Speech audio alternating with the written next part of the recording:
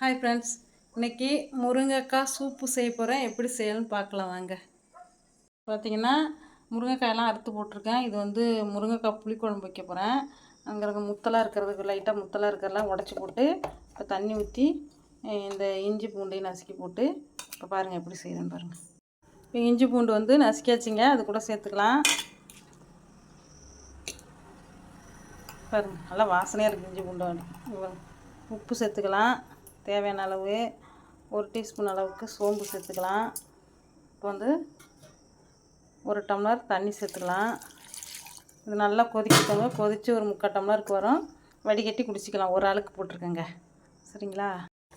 பாருங்கள் நல்லா கொதிச்சிருச்சு. அதோட சாயம்லாம் இறங்கிடுச்சு, முருங்கைக்காயோட சாயம் இறங்கிடுச்சு. இப்போ வடிகட்டிக்கலாங்க.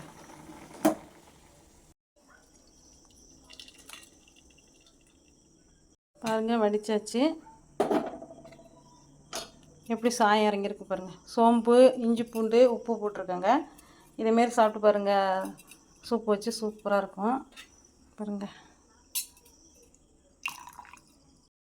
சூப்பு ரெடி ஆகிடுச்சுங்க. வாங்க சாப்பிட்டு பார்க்கலாம். நான் சூடாக இருக்குது, வாங்க. சூப்பராக இருக்குது. இதேமாரி செஞ்சு சாப்பிட்டு பாருங்க. கறி சூப்பு சாப்பிடுவோம்ல, அதேமாரி டேஸ்ட்டாக இருக்குங்க.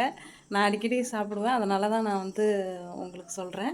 நீங்களும் அதுமாரி செஞ்சு சாப்பிட்டு பாருங்கள். முருங்கைக்காய்னு இல்லை, எந்த முருங்கைக்காய்னாலும் போட்டு செஞ்சு பாருங்கள். முருங்கைக்கீரையிலையும் அதேமாரி செஞ்சு பாருங்கள். சூப்பராக இருக்குங்க. பாய்ங்க.